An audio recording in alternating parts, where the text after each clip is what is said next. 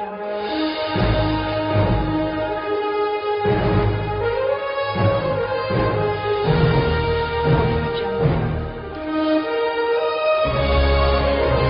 and gentlemen, I come to you today with a little bit of a challenge. I want to challenge each and every one of you who's watching this video today. What legacy are you leaving for your children? What will your children do? Or should they be like you, start afresh? After graduating, look for a job, pay the bills, and die. We have to leave a legacy for our children. I come from a background where nothing was left in my name, so I had to start from scratch. I had to hustle to get things. I had to do what I have to do to survive. Unfortunately, the system was not permissive because it was from hand to mouth. Now the question is, do you want your children to start from zero? Yes, we're taking them to school, they're getting good education, but the system taught them and is continuing to teach them to be employees of someone. Our children will be fulfilling the dreams of some other people. It is up to you and me to leave a legacy for our children. Just sit back and hear what some other people have to say about what I am talking about. Maybe you might be challenged to do something better for your kids.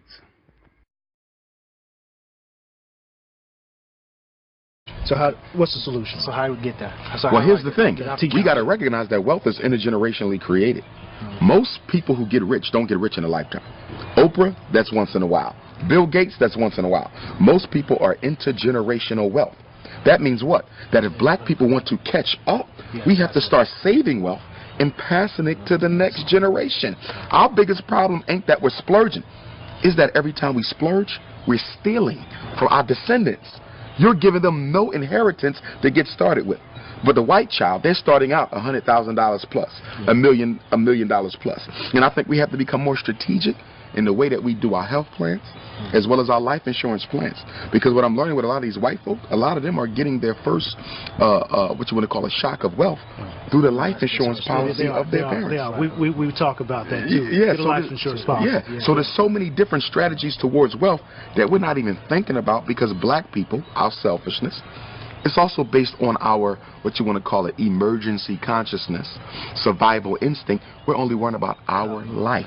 We do not think about those who come after us. Now, you got to realize now, when we got out of slavery, white folks been already building wealth for a couple centuries. Right. We started behind the 8 ball. Okay? So you got to play catch up. How do you catch up with somebody who's 100 yards in front of you?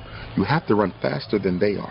That means we have to sacrifice our spending habits more than everyone else in order to catch up. How does a people who are at the bottom waste money more than people who are at the top?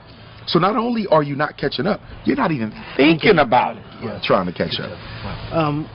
This is good, and we got 1,000 questions, and we know you got a flight. We appreciate the time. Thank you. No problem. One fat, meat, juicy point. What would it be before you go? I would say that we have to build our own schools. Everything we're talking about, the only way it becomes normalized, the only way it becomes a part of the collective black consciousness is if the children are raised with it as a group. Remember, all progress is group work. It's teamwork. That means we need all the children in Jackson to be taught the principles of financial empowerment. All the children of Jackson to be taught how to eat healthy. All the children of Jackson to understand what black family means and why it's so important. Until then, it's just a specialty. As we spoke earlier, diet being a specialty, wealth is a specialty. Think about it. If you're black and you're in the know about money and the laws of finance, you are a specialty. You are an eccentricity. You are an oddity. That's a problem. Because for white people, gaining wealth is a regular part of their everyday conversation. Even poor white people are regularly talking about wealth. Black people don't discuss wealth at all. We have to move it from the marginalized status it has and make it a mainstream topic of conversation. Is there an answer? I know you can't just drop a 2-second answer. No. Here's what I would say with the unity. Again, unity has to be incorporated into the collective consciousness, which means children have to be socialized to unite with one another. Remember, our kids are socialized to disunite as a principle, right? I've had first graders, 6 and 7, talking about how black your skin is, how cheap your clothes is, how nappy your hair. You're 6. This your first year in school. How do you know all this? The parents. We are teaching our kids to be Negroes. So the only way you're going to undo that is to teach them to be Africans, which is why I want my school to be residential.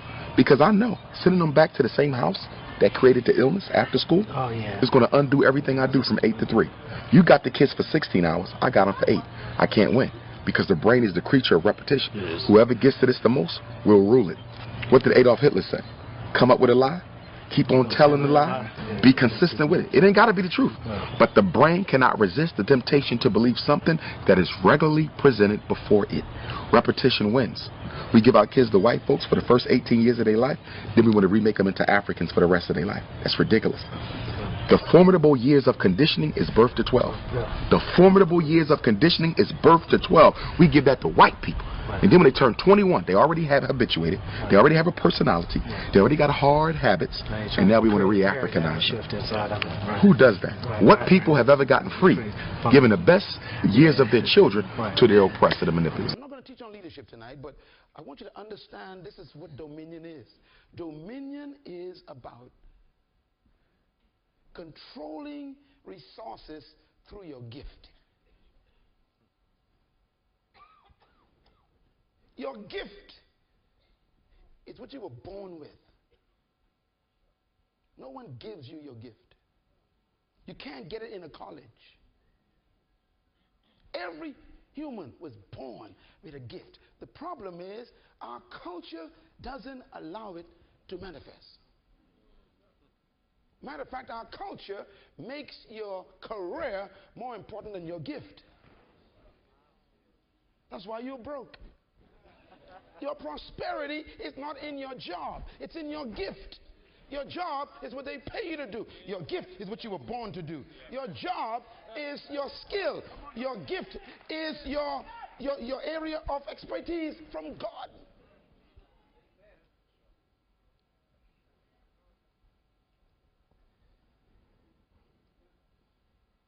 Everyone who discovers their gift dominates. Write it down. Everyone who discovers their gift does what? Dominate. You know, Tiger Woods, my God. Michael Jordan, oh my Lord. Serena Williams, These people get paid just to have fun. See, your gift is natural. And it brings you prosperity.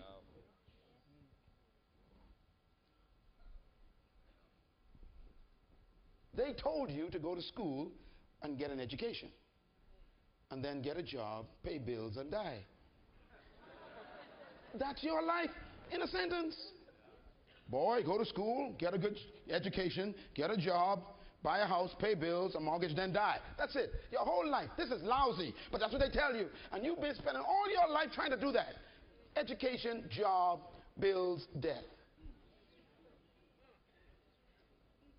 They never tell you that you possess a gift. They educate you to serve them. Matter of fact, the #1 goal of humanity for you is employment. Completely opposite to God. God's #1 goal for you is deployment. Oh, you miss it. Employment is when somebody else uses your gift to benefit them. Deployment is when you use your own gift to benefit humanity and you prosper.